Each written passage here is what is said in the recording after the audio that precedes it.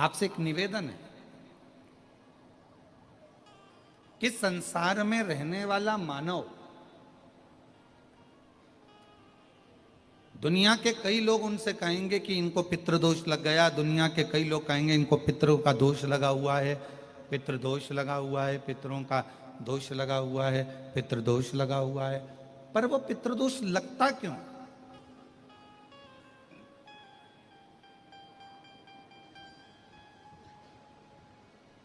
पितृदोष लगने का कारण है क्या? आपने अपने गए हुए पूर्वजों के लिए तर्पण भी करा, पिंडदान भी करा, तिलांजलि भी दी, ब्राह्मण का भोजन भी कराया, सब कुछ करा जो आपसे बन सकता था, आपने सब कुछ करा, सब कुछ। फिर पितृदोष कैसे लग गया? फिर पितरों का दोष कैसे लग सकता है? तो पितरों ने तुरंत भगवान देवादिदेव महादेव से कहा कि संसार सागर में माता पिता के रहते हुए उनका आदर ना कर पाना, या माता पिता को जब प्यास लगी उस समय पर जल प्राप्त ना हो पाना, या किसी न किसी रूप में माता पिता के पूर्वजों के आदर से वंचित रह जाना, फिर माता पिता के चले जाने के बाद, बुजुर्गों के चले जाने के बाद वो दोष घर में लग जाना पितृदोष की संज्ञा में आता। और पितृदोष के 4 लक्षण सबसे प्रबल हैं। ये कोई भी अनुभव कर सकता है। पितृदोष के 4 लक्षण में पहला लक्षण है 1 रुपया कमाओ, 1.25 रुपये खर्च हो रहे हैं, समझ लेना पितरों का दोष है। दूसरे नंबर का, एक व्यक्ति घर में बीमार है, ठीक हुआ, दूसरा बीमार पड़ गया, तीसरा ठीक हुआ, चौथा बीमार पड़ गया, घर में कोई ना कोई निरंतर बीमार पड़ा हुआ है, दवाई गोली लगी रही है, समझ लो पितरों का दोष है। तीसरे नंबर पर आप कोई पूजन की थाली लगाए, किसी को भोजन देने जा रहे थे, किसी को पानी देने जा रहे थे, किसी को भोजन का कोई नाश्ता देने जा रहे थे, और आपकी ट्रे में से, आपकी थाली में से, आपके हाथ से अगर कोई भरा हुआ पात्र पानी का गिर गया, नाश्ते का गिर गया, थाली गिर गई, कोई दूध का गिलास गिर गया, कोई सामग्री गिर गई, कोई पूजन की थाली तुम्हारे हाथ में है और पूजन की थाली में से मालूम पड़े कोई सामान गिर गया नीचे, समझ लो कि पितृ का दोष है। और चौथे नंबर पर पितरों का दोष का वर्णन किया गया, घर में जितने सदस्य रह रहे हैं, अगर वो किसी न किसी रूप में एक दूसरे पर चिढ़कर बोल रहे हैं, क्रोध कर बोल रहे हैं। प्रश्न बहुत छोटा सा है, पत्नी ने कुछ कहा, उसका उत्तर पति ने चिढ़कर दिया, पति ने कुछ कहा, पत्नी ने चिढ़कर उत्तर दिया, बच्चों ने कुछ कहा, माँ बाप ने चिढ़कर उत्तर दिया, माँ बाप कुछ बोले, बच्चे चिढ़कर उत्तर दिए, समझ लेना कि कहीं ना कहीं पितरों का दोष। तो भगवान पितृदेव ने अपने दामाद से, भगवान देवादिदेव महादेव से कहा कि संसार सागर में हो सकता है कि संसार सागर में मनुष्य रहता है, मानव रहता है, और उससे गलतियां हो जाती है। तो पितृदोष अगर संसार के लोगों को लगे तो हमारा एक निवेदन है, आप जाते जाते वर दीजिए कि ये पितरों की शांति आपकी आराधना से पूर्ण हो जाए, बस इतना वर दे दीजिए। शिव जी उस समय पर मौन हो गए। भगवान देवादिदेव महादेव एकदम मौन। पार्वती जी ने शिव जी से कहा, आप हमारे नाना जी को वर नहीं देंगे? आप हमारे नाना नानी को वर नहीं देंगे? इन पितरों को और पितरानी को आप वर नहीं देंगे? शिव जी ने वर दिया मां पार्वती जी के नाना जी को और अपने नाना ससुर को। हे पितृदेव,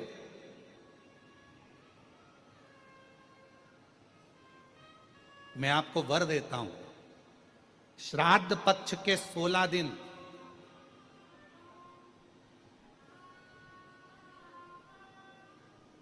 यदि संसार का कोई मनुष्य 3 वृक्ष पितरों के तुल्य हैं, पहला जम के बोलिए पीपल, दूसरा बट वृक्ष, तीसरा बेलपत्री का वृक्ष, 3। पीपल के वृक्ष में 52,000 ब्राह्मण एक साथ निवास करते हैं, इसलिए पितृतुल्य है। बट वृक्ष ब्रह्मा जी के मस्तक से बना, इसलिए पितृतुल्य है। और बेलपत्री का वृक्ष माता पार्वती जी के अश्रु से बना। जब आंसू गिरे थे माता जगत जननी जगदम्बा पार्वती के, उस समय पर पितृलोक में हलचल उत्पन्न हो गई थी। हमारी नातिन की आंख में आंसू कैसे आ गए? मैनावती की पुत्री है,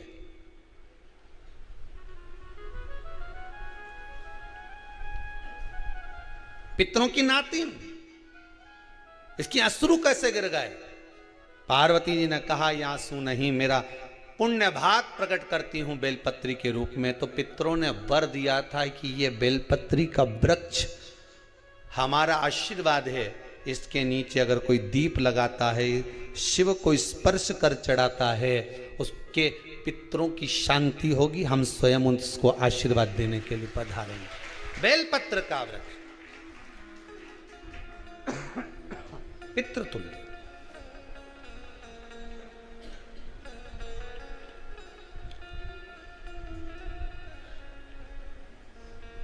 तो रात्रि को अगर भूख लग रही है, प्यास लग रही है, तो पितृदोष। दूसरा पितृदोष का लक्षण बताया, घर में कोई शुभ कार्य ना हो, वंश की वृद्धि ना हो। 1 रुपये कमाओ, 1.25 रुपये खर्च हो रहे हैं, पैसा 10 जगह से कमाई आ रही है पर घर में टिक नहीं पा रही है, आया गया, पितृदोष। जरा सी कटोरी पड़ी है उसके पीछे विवाद चालू हो जाए, पानी ढुल गया उसके पीछे विवाद हो जाए, या छोटी छोटी बात में घर में क्लेश मचा हुआ है, पितृदोष है। समझ लो हमारे पूर्वज हमसे खुश नहीं, प्रसन्न नहीं। कोई कहता है गुरुजी श्राद्ध बड़े बेटे को करना चाहिए कि छोटे को करना चाहिए?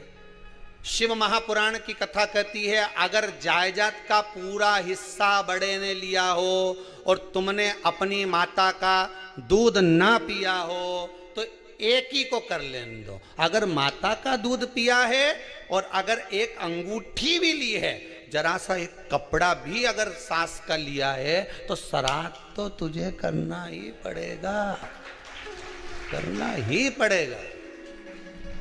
तूने मेरा दूध पिया है तो बिल्कुल जम के तो बोलो। अगर तुमने उनका कुछ खाया है तो अब एक काम और हो सकता है, गुरुजी वो श्राद्ध अगर हम नहीं करें और बड़े भैया करें और हम उन्हीं के यहाँ चले जाएं तो चले जा, मना कौन कर रहा है? पूड़ी का तेल तू ले जा, खीर का दूध 2 थैली तू खरीद के ले जा। जितना वहां वो सेवा करे उतनी सेवा तुम करो। गलत है क्या? जायदाद का भी तो हिस्सा किया था। सुई की नोक के बराबर नहीं धुआं ने, ईंट इधर खसकी है तो हमारी इधर खसका दीजिए। हमारी बसियत में इतना लिखा है तो फिर बसियत में ये भी लिख के जाना चाहिए था। मैं तो क्यों सबके, तुम डरो मत ही रहे एक भी। जब छोरा छोरी के जब सब सामान, प्रॉपर्टी दो ना, जमीन दो ना, जायदाद दो ना, सारा सामान छोरा छोरी के दो, तो उनके लिख के भी जाओ कि हमारी श्राद्ध कर दे अच्छे से, नहीं तो भूतड़ी बन के सताऊंगी। देखिए श्राद्ध करो। कितना दिया तुमको? बोलो ईमानदारी से बोलना, कितना दिया? ढेरों में।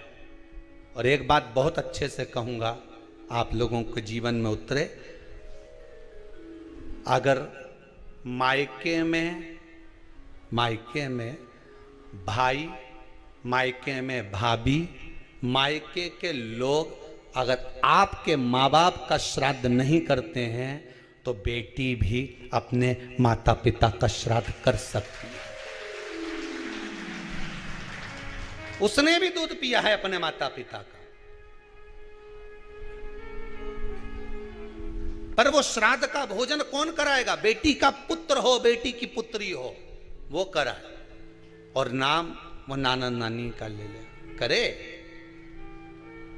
अगर वो नहीं कर रहे हैं, वो नहीं संभालते, वो नहीं जानते, तो आप करो तो करे। 2 भाग होते हैं। जब एक रोटी गाय के मुख में दी जाती है, गाय के मुख में जब हम रोटी देते हैं, एक रोटी जब देते हैं, या तो गाय के मुख में 16 श्राद्ध में जब रोटी देते हैं तो रोटी को बीच में से तोड़कर, रोटी का जो भाग होता है उसको, मतलब ऊपर से फुलका का परत नहीं निकालना है, रोटी जो सीधी सीधी है ना, जैसे ये रोटी है तो इसको बीच में से तोड़ लिया, 2 भाग विभाजित कर लिया, नीचे वाले भाग में भी थोड़ा सा गुड़ शक्कर रख लिया, ऊपर वाले भाग में भी गुड़ शक्कर रख लिया, एक के ऊपर एक रोटी को रख लिया, वो गाय को दी। तो अपन श्राद्ध पक्ष में 2 पूड़ी का प्रमाण है कि गाय को 2 रोटी दी जाती है, कुत्ता को 2 रोटी दी जाती है। 2 पूड़ी रख के देते हो, नहीं देते? आप लोग तो देते होगे, 2 पूड़ी के ऊपर पूड़ी रखकर, थोड़ा सा मीठा रखकर, नमकीन रखकर, कुत्ते को भी देते, 2 पूड़ी तोड़कर कागा को भी देते। 2 पूड़ी का प्रमाण कहां से आया?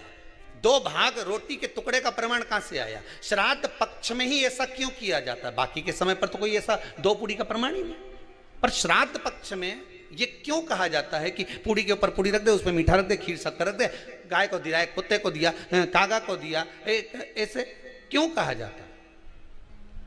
उसका कारण क्या होता है? उसका केवल एक कारण है, जो नारी ने भोजन का निर्माण करा है, जो घर की बहू भोजन बनाई है, जो घर की बेटी ने भोजन बनाया है, घर की माता ने भोजन बनाया है। महाराज, पिता पुरुष एक कुल को तारता है, बेटी 2 कुल को तारती है। जब श्राद्ध पक्ष में 2 भाग रोटी के कर कर गाय को देती है तो 1 भाग तो उसके ससुराल वालों को मिलता है, मायके को भी मिले, ससुराल को भी। जब गया जी का पिंड होता है तो नाना नानी सबका स्मरण कराया जाता है, 2 भाग।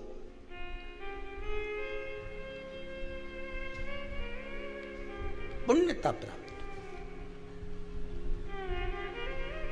अब लोगों को मालूम तो है नहीं कि 2 पूड़ी क्यों रखते हैं, उसका कारण वर्णित है शास्त्रों, दोनों पक्ष तारने के लिए, दोनों पक्ष का स्मरण कराने के लिए। एक कौन सी सब्जी होती है जो पितृ पक्ष में ब्राह्मण को भोजन कराते समय नहीं बनाई जाती? एक तो कुमड़ा, दूसरा पत्ता गोभी, जो बंद गोभी होती है ना, वो बंद गोभी जो होती है ना, पत्ता पत्ता वाली, उसकी भी सब्जी पितरों के ब्राह्मण अगर भोजन करता है तो उसमें नहीं बनाई जाती। एक कुमड़ा, ये जो पेठा बनता है ना कुमड़ा का, ये भी श्राद्ध पक्ष में नहीं खिलाया जाता। महाराज, बुरा कोला पेड़ा बोलते हैं, क्या बोलते हैं उसको, उस श्राद्ध पक्ष में उसको भोजन में नहीं दिया जाता, ब्राह्मण के भोजन। महाराज, ब्राह्मण के भोजन में श्राद्ध पक्ष में सबसे ज्यादा जरूरी है दूध की खीर, दूसरा तुरई या गिलकी का भोजन, या तो सब्जी बनाओ या भजिया बनाओ, कुछ भी बनाओ। तीसरा मांस की दाल का भोजन, उड़द की दाल का भोजन, उड़द की दाल का या तो दही बड़ा बना लो, इमरती बना लो, या फिर बड़ा बना लो, या पकोड़ा बना लो, पर उसका भोजन होना जरूरी है। 3 भाग दूध का भोजन आहूतों के हिस्से में चले जाता है, गिलकी और तुरई का भोजन पितरों के हिस्से में चले जाता है, मांस की दाल का भोजन, उड़द की दाल का भोजन प्रेतों के हिस्से में चले जाता है। इसलिए ये 3 भाग का भोजन ब्राह्मण जब श्राद्ध पक्ष का भोजन करे तो उसमें बनाना जरूरी,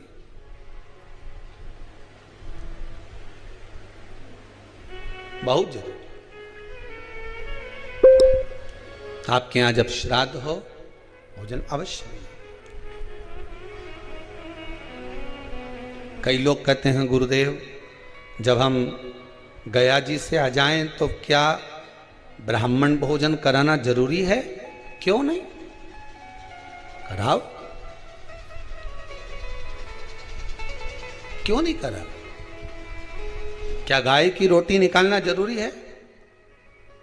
स्वान की रोटी निकालना जरूरी है? कौवे की रोटी निकालना जरूरी है? हम कहते हैं अगर श्राद्ध गया जी का हो गया तो भले कौवे की मत निकालो, पर गाय की, स्वान की, ब्राह्मण जन की भोजन प्रसाद जरूरी। देखिए, जब ज्यादा घर में पितृदोष हो ना, ऐसा लगे कि पितृदोष बहुत ज्यादा है, 1 रुपये कमा रहे हैं, 1.25 रुपये खर्च हो रहा है, हाथ में पैसा नहीं टिक रहा, दुकान 4 दिन अच्छी चल रही है, फिर व्यापार डाउन हो जाता है। कोई पैसा लेकर भग गया, नहीं दे रहा। कोई पैसा लेकर भग गया, नहीं दे रहा। कहीं कर्जा मात्रा बढ़ गई है, ये पितृदोष के लक्षण है कुछ। इसमें आपके घर में जो भी रुद्राक्ष पड़ा हो, जो भी रुद्राक्ष रखा हो, क्योंकि संभाल के तो आप रखते नहीं, पटक देते हो यहां में, जो भी रुद्राक्ष आपके घर में रखा हुआ, एक पानी के पात्र में उस रुद्राक्ष को डाल दीजिए, उसमें 1 चावल का दाना डाल दीजिए। महाराज, परिंदा जहां होता है, मटका, हंडा या रसोई घर में आपका जो पानी भरने का स्थान होता है, जिसको आरो वारो क्या क्या लगा के रखते हो, उसी के कहीं पास में उस कलश को रख दीजिए, ऊपर से उसको ढक दीजिए। शाम के समय, सुबह रखा 10 बजे से 12 बजे के बीच में, शाम के समय प्रदोष काल में भगवान शंकर का नाम स्मरण कर कर, ओम नमः शिवाय बोलकर, श्री शिवाय नमस्तुभ्यम बोलकर, या महामृत्युंजय मंत्र का स्मरण कर कर, या गायत्री मंत्र का स्मरण कर कर, जो मंत्र आपकी बुद्धि में, विवेक में समाहित हो, उस मंत्र का नाम लेकर राम कृष्ण हरि जो बोल सकते हो, एक घी का दिया अवश्य प्रज्वलित करें। लंबी बाती का। कौन सी बाती का? फूल बत्ती का नहीं, गोल बत्ती का नहीं, लंबी बाती का। बत्ती का मुख दक्षिण की ओर। कहां पर होना चाहिए? दक्षिण की ओर, ना पूरब, ना पश्चिम, ना उत्तर। बत्ती का मुख कहां हो? दक्षिण की ओर। जैसे श्राद्ध पक्ष में ब्राह्मण को जब भोजन कराते हैं तो ब्राह्मण का मुख श्राद्ध पक्ष के भोजन कराते समय अगर पूरब, पश्चिम और उत्तर का होता है तो श्राद्ध के भोजन का फल नहीं मिलता। उसका मुख दक्षिण का होता है तो हमारे घर के जितने भी पितर उस तिथि में गए होते हैं सबको उसका भाग मिल जाता है और पितृदोष समाप्त हो जाता है। इसलिए ब्राह्मण का मुख श्राद्ध पक्ष में भोजन कराते समय दक्षिण का होना चाहिए।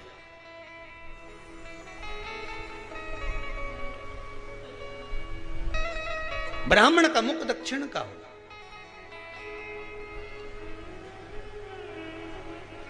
यहां तक शास्त्र कहता है महाराज, अगर गौ माता को श्राद्ध पक्ष में अगर भोजन दे रहे हो तो गाय का मुख अगर दक्षिण का है, गाय का, आपका मुख भले उत्तर का हो, गाय का मुख दक्षिण का हो, आपका मुख भले पूरा पश्चिम कहीं का, गाय का मुख अगर दक्षिण में है, अगर आपने दक्षिण में गाय को खड़ी कर रखा है और दक्षिण में उसका मुख और आप भोजन दे रहे हो तो शास्त्र कहता है कि किसी पिंड की जरूरत नहीं पड़ती, गाय स्वतः कल्याण कर देती है। गौ माता स्वतः कल्याण कर,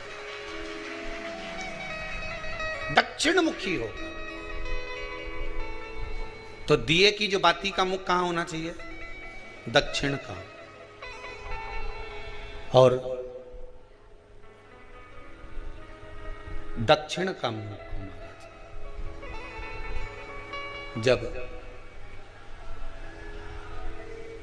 जब दक्षिण का मुख हो, दक्षिण की ओर बाती हो महाराज, तब दक्षिण की बाती जलाने के बाद में भगवान से वहीं पर प्रार्थना करें।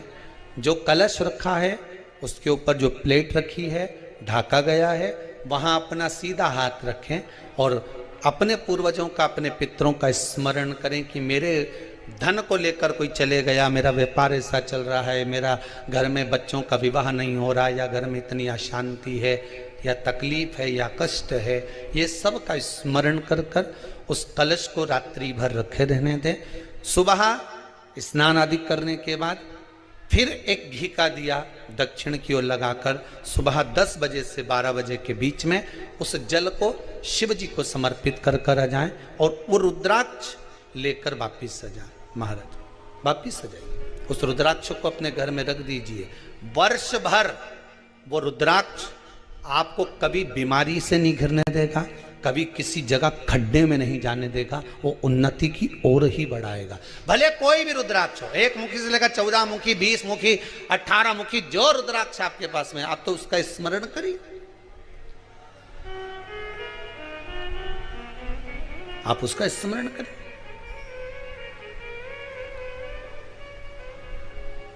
रुद्राक्ष का जल शिव को समर्पित करें। पितरों के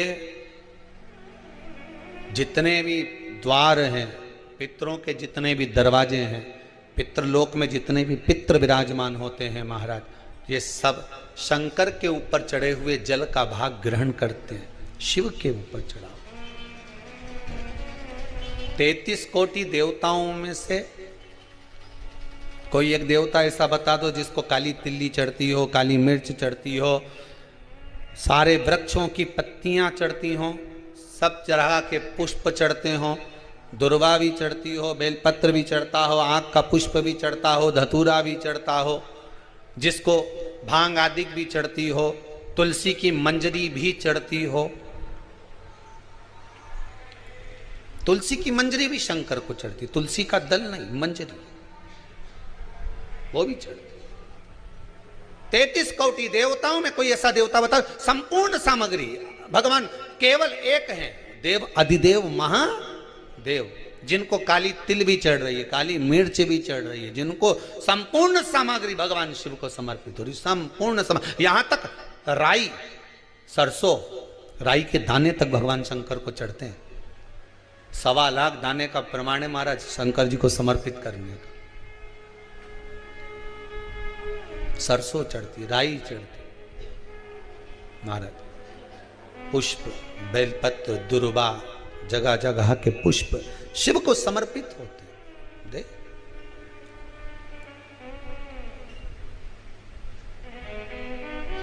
पितृ, जब शंकर भगवान को जल चढ़ाया जाता है 16 श्राद्ध पक्ष में, 16 दिन श्राद्ध के जब हम भगवान शंकर को जल समर्पित करते हैं तो उसका भाग हमारे पितरों को प्राप्त होता।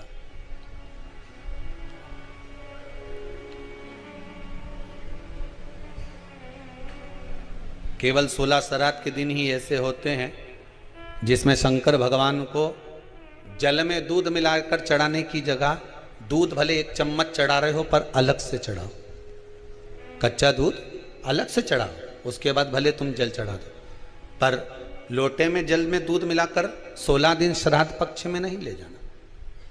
भले 1 चम्मच दूध लेकर जाओ, 1 कटोरी दूध लेकर जाओ, पर कच्चा दूध अलग से लेकर जाओ, शंकर भगवान को अलग से चढ़ाओ, क्योंकि 16 दिन श्राद्ध पक्ष के जब भगवान शंकर को दूध और जल चढ़ाया जाता है वो हमारे पितरों के खाते में चला जाता है, हमारे पितरों को उसका भाग मिलता है। इसलिए शंकर भगवान को कच्चा दूध भी चढ़ाओ तो पानी में मिलाकर नहीं, एक अलग से 1 चम्मच ले जाओ, भले फिर शिव जी को चढ़ा दो, भले एक छोटा सा कटोरी में ले गए चढ़ा दिया, जल ले गए चढ़ा दिया, वो हमारे पूर्वजों को प्राप्त होता, वो हमारे पूर्वजों को प्राप्त होता है।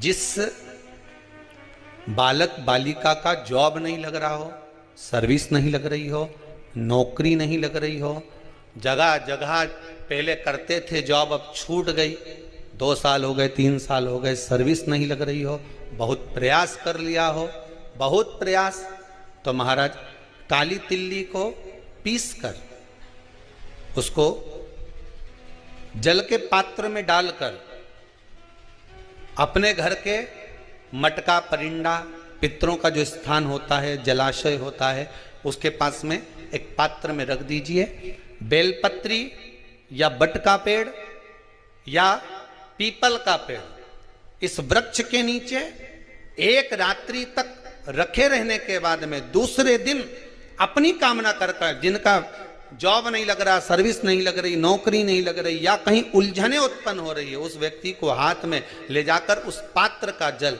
3 वृक्ष पितरों के तुल्य हैं, कल की कथा में कहा था, पहला बेलपत्री का, दूसरा पीपल का, तीसरा बड का, ये 3 पितरों के तुल्य हैं। इन 3 में से किसी भी वृक्ष के नीचे उस काली तिल के जल को समर्पित कर दीजिए महाराज।